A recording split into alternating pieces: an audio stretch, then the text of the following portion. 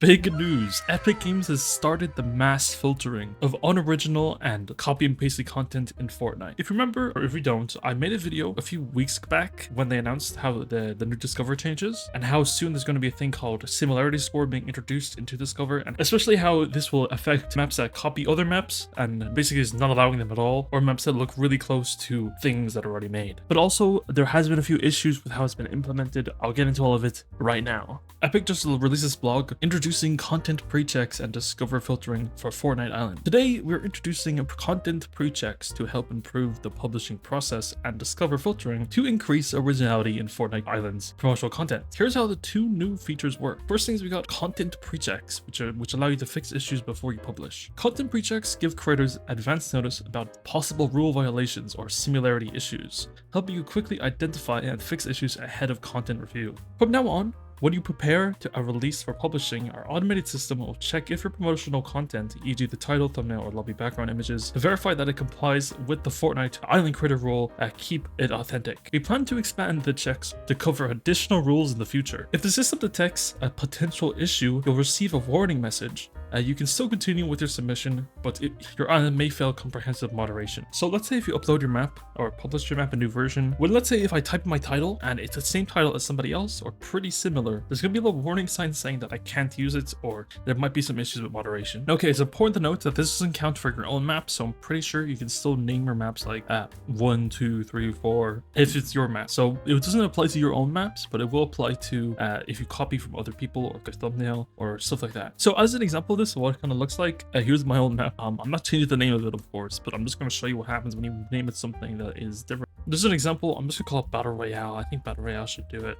If I make it Battle Royale, as you can see, it's now gonna say that title is taken. Try another. So okay, let me try another then. I'm just gonna grab this. This is from Epic's Picks right now. And when you look at that, it says it's taken if it's a map that a creator made. Now let's see if it does something different. If I, let's say, remove the E, what happens then? It will now say that title is similar to others, so your island may be filtered out at the top of Discover rules if you use it. So now there is filtering. Depending on how close your title is to other things, which is pretty crazy. Finally, I'm going to presume this also works exactly the same if you have a thumbnail. So if I go into here, okay, for educational purposes, I'm going to copy a thumbnail, okay?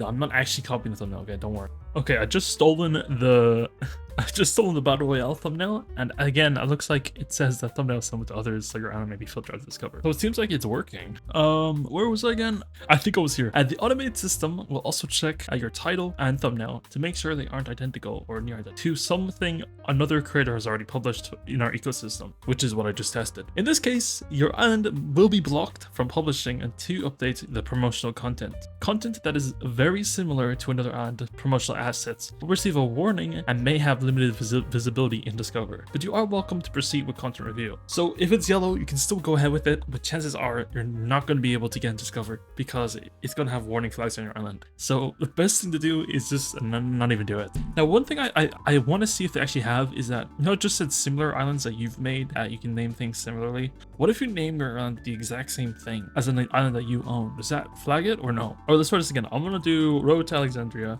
So it seems like you can do it on your own maps. Okay, good to know, good to know. All right, so let's scroll down a bit, checking blah, blah, blah. Next thing we got is Discover filtering, which they said is encouraging greater variety in the Fortnite ecosystem. Discover filtering removes islands from the top rows in Discover if creators don't address pre-check warnings related to originality, which we hope will incentivize creators to use unique titles and thumbnails for their islands. Islands filtered from Discover will not appear in home bar, feeding rows, trending people love favorites, for you, or personalization, and new and updated content testing rows, which are pretty crazy because, I mean, new and updated content testing rows is the lifeblood of copy and paste spam maps. Like, that's their lifeblood. And if it can't get into those rows, well, or they're not going to be able to game the system, which is great. Oh boy, I'm excited. Filtered islands will still appear in search results via exact island code and all other roads, including recently played library favorites and creator pages. So essentially, you won't be able to be in Discover if you do this. The player will need the exact island code and they have to go through their recently played library favorites or creator pages to find it. So there won't be any way for maps that have a warning sign on them or to be able to be in any Discover row. So there's not really any point to even doing it at all. Want to find out more about how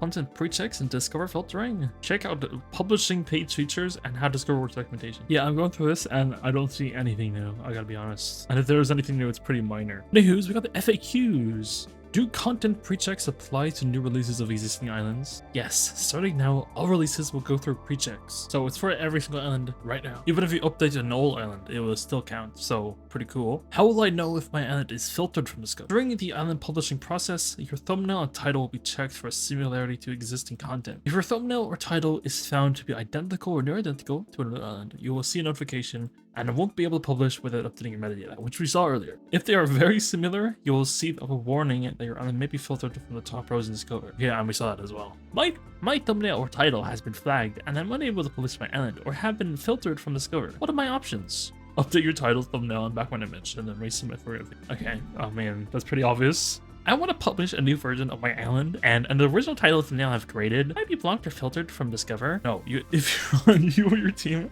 are the original creators of the content that matches or nearly matches an existing island, you will not receive a content pre-check warning. You won't be blocked from publishing or filtered from Discover. In other words, creators of original content are able to publish titles and thumbnails that are highly similar to their existing island, which I already proved earlier. Again, we already know all this. There are existing islands very similar to thumbnails and titles. Can those be updated without being blocked or filtered? Thumbnails. Only the island that was historically first to publish the thumbnail can update it without being blocked or filtered on Discover, which is very nice. There's definitely going to be some times where somebody, gets their thumbnail stolen, and then the person who stole it is able to get it out first, and then they can't use the thumbnail, if that makes sense. And then titles, only the island with the most unique users in the last 96 hours will be able to update the title without being blocked or filtered. And then finally we have, how is the original creator identified? The original creator is determined using the following criteria. Thumbnails, the creator or team that first published the thumbnail in the Fortnite ecosystem, and also the creator or team who's published an island that either had 100 unique users in the last 96 hours or accumulated at least 150 minutes of editing time on a project in the last 30 days. So that's actually the first time I've ever seen Epic show that they count editing time. They never said that. I gotta be real. They never said they count editing time on a project. I mean, I might be wrong about it, but I think they've never said that they can track that, but I guess they do. So they're now using editing time as a way to measure if the title of the creator who's made the title of the map has actually put a lot of effort into the map. And then whoever that is, depending on if they have 100 new users or at least 150 minutes of editing time, that creator will get the title. So it seems that if there is islands like 1v1 map, 1v1 map, 1v1 map, you know what I mean, box fight, this, that, you're going to need to make sure that your map's title, basically you need to be the first to 100 unique players in the last 86 hours. Once you get past that benchmark, you claim the title and nobody else can take it from you until, let's say, you don't have 100 unique players in the last 86 hours, and then somebody else will be able to take your title, I do believe. I think Epic said this is to prevent piggybacking off of big maps or maps that have players. And I think this also is good because there's hundreds of thousands of old maps in Fortnite that could have a title that is the exact same title as your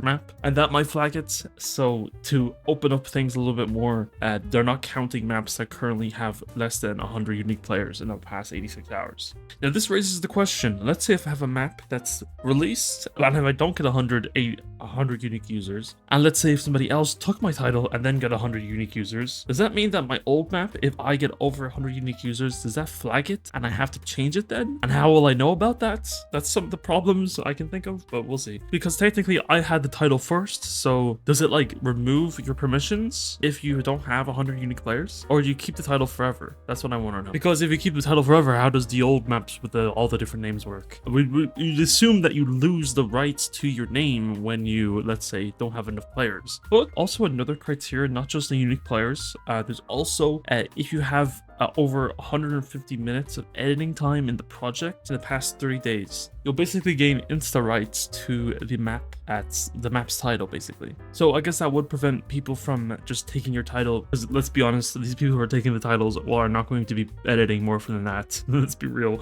So chances are, if they're going to try and copy and paste the slop, they'll lose the rights, because the person, unless if they sit in the map for 2.5 hours, which I doubt they have the patience for doing that. So the person who has the development time and and also the players will probably get the claim on the title, if that makes sense, which is pretty interesting. Oh well, that's a pretty quick little short video. I don't know how long this is gonna be, but anyways, let me know what y'all think about all these new Discover updates. publishing updates, etc., moderation. I think it's pretty cool. Finally, we're getting this. I'm sure there's going to be loopholes that need to be plugged, but anyways, besides that, this is a step forward in the right direction. So yeah, that's it for the video. Remember to like, subscribe, use my code before I'm shot. Thank you to all the members of the channel. And remember to watch all of these videos for more of my news content. That's what it's all still around.